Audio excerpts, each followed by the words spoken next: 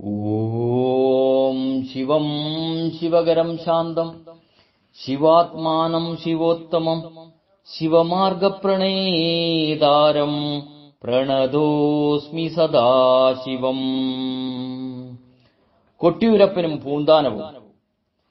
പ്രിയരെ, ഭക്തകവിയായ പൂന്താനം നമ്പൂതിരി ഒരിക്കൽ കൊട്ടിയൂർ ക്ഷേത്രത്തിൽ ഭജനമിരിക്കാനായി എത്തിച്ചേർന്നു. ഉത്സവകാലമല്ലാതിരുന്നതിനാൽ അക്കരെ ക്ഷേത്രത്തിൽ പോകാനായില്ല. ഇക്കരെ അമ്പലത്തിൽ ഭാഗവത പാരായണമായി കഴിച്ചുകൂട്ടാൻ അദ്ദേഹം നിശ്ചയിച്ചു. ആദ്യ ദിവസങ്ങളിൽ പ്രത്യേകതകളൊന്നുമില്ലാതെ പാരായണം നടന്നു.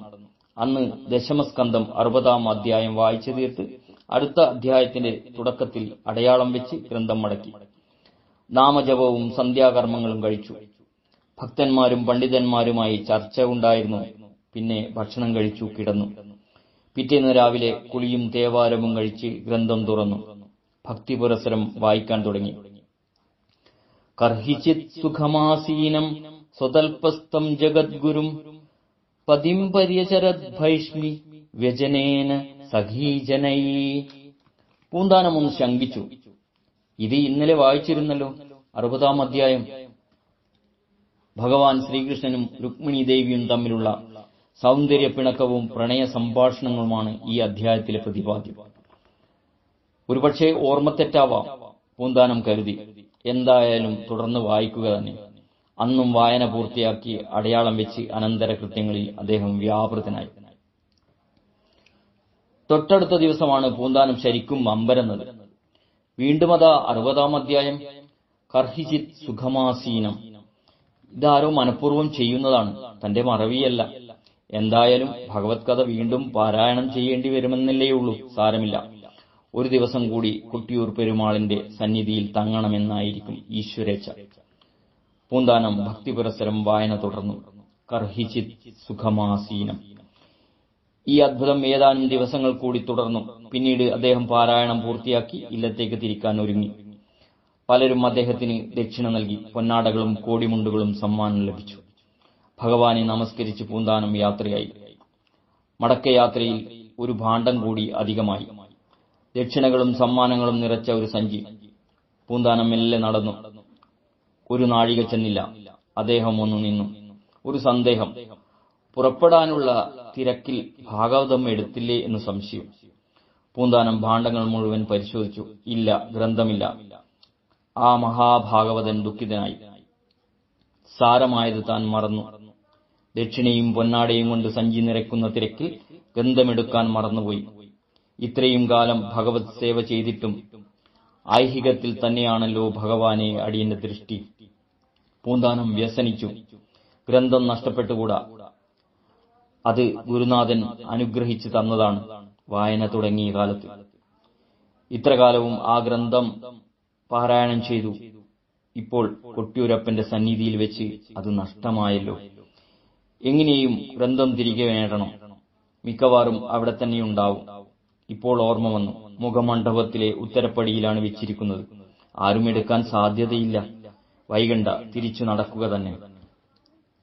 പൂന്താനം ക്ഷേത്രത്തിൽ തിരിച്ചെത്തിയപ്പോൾ അത്തായ പൂജ കഴിഞ്ഞ് നട അടച്ചിരിക്കുന്നു.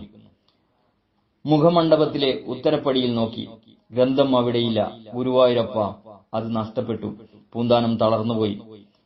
പെട്ടെന്ന് അടക്കിപ്പിടിച്ചുള്ള ഒരു സംസാരം കേട്ടു. അദ്ദേഹം ഒന്ന് ഞെട്ടി. ക്ഷേത്രത്തിൽ കള്ളന്മാർ. പൂന്താനം ചെവിയോർത്തു. സംസാരം ഒന്നുകൂടി വ്യക്തമായി. വേണ്ട വേണ്ട, ഞാൻ വായിക്കാം. ദേവി ശ്രദ്ധിച്ചോളൂ. പൂന്താനം ഞെട്ടിപ്പോയി. ആരാണത് ഈശ്വര? ശരി ശരി, വായിക്കൂ. ഒരു സ്ത്രീ ശബ്ദം. പൂന്താനത്തിന് തീർച്ചയായി ഭഗവാനും ഭഗവതിയും തന്നെ. ഗുരുവായൂരപ്പ, എത്ര കർണമധുരമായ സ്വരം. ഭഗവാൻ പാരായണം ആരംഭിച്ചു. ശ്രീമദ് ഭാഗവതം. പൂന്താനത്തിന്റെ കാണാതായ ഭാഗവത ഗ്രന്ഥം. വായിക്കുന്നത് ദശമസ്കന്ധം 60-ാം അധ്യായം. കർഹിചിത് സുഖമാസീനം സ്വതൽപസ്ഥം. പൂന്താനത്തിന് കാര്യങ്ങൾ വ്യക്തമായി. അടയാളം മാറ്റിവെച്ചിരിക്കുന്നത് ഭഗവാനാണ്. ഗ്രന്ഥം എടുത്തു വെച്ചതും ഭഗവാൻ തന്നെ. മായ കൊണ്ട് താനൊക്കെ മറന്നു. ഭഗവാൻ തന്നെ പരമഭാഗവതനും. ഭഗവാന്റെ പാരായണം തുടരുകയാണ്. മധുരമധുരമായ ഒരു അമൃതപ്രവാഹം. പൂന്താനം നിശ്ചലം നിന്നുപോയി. കണ്ണുകൾ നിറഞ്ഞൊഴുകുകയാണ്. ശരീരം പുളകം കൊണ്ടു. ഹൃദയത്തിൽ ആനന്ദസമുദ്രം തിരയടിക്കുന്നു.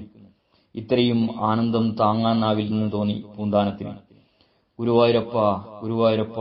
അർദ്ധബോധാവസ്ഥയിൽ പൂന്താനം മന്ത്രിച്ചുകൊണ്ടിരുന്നു. കുതിച്ചൊഴുകുന്ന കണ്ണുനീർ തുടക്കണമെന്നുണ്ടായിരുന്നു. പക്ഷെ ചലിക്കാനായില്ല.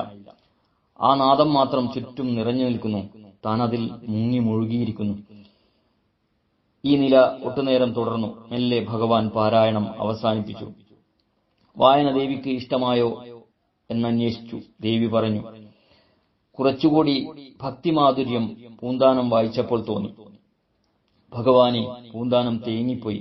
വെട്ടിയിട്ടതുപോലെ അദ്ദേഹം തിരുസന്നിധിയിൽ വീണ് നമസ്കരിച്ചു. പൂന്താനം, നമുക്ക് തൃപ്തിയായി. ഭാഗവതത്തിനായി കാത്തുനിൽക്കേണ്ട. നേരെ തൃശൂരിലേക്ക് പോയിക്കൊള്ളൂ. അവിടെ വടക്കുന്നാഥ ക്ഷേത്രത്തിലെ മുഖമണ്ഡപത്തിന്റെ ഉത്തരപ്പടിയിൽ ഗ്രന്ഥമുണ്ടാവും. താമസിക്കേണ്ട, പുറപ്പെട്ടുകൊള്ളുക. ഭഗവാന്റെ ശബ്ദം പൂന്താനം വ്യക്തമായി കേട്ടു. അദ്ദേഹം ഉൾപുളകത്തോടെ എഴുന്നേറ്റ് ശ്രീകോവിലിലെ ഇരുളിൽ നോക്കി കൈകൂപ്പി മെല്ലെ തിരിച്ചു നടന്നു. കൊട്ടിയൂരപ്പന്റെ ഭാഗവതപ്രിയം പ്രസിദ്ധമായി. മാത്രമല്ല, ശ്രീമദ് ഭാഗവതം ദശമസ്കന്ധം 60-ാം അധ്യായത്തിന് കർഹിച്ചിത് അധ്യായം എന്നുകൂടി പേർ വീണു. കൊട്ടിയൂരിൽ ഭാഗവത സപ്താഹം നടത്തുന്നത് വളരെ വിശേഷമാണ്. കഴിയുന്നത്ര തവണ കർഹിച്ചിത് അധ്യായം ആവർത്തിക്കുകയുമാവാം. സ്നേഹപൂർവ്വം, രഞ്ജൻ, കയനാടത്ത്.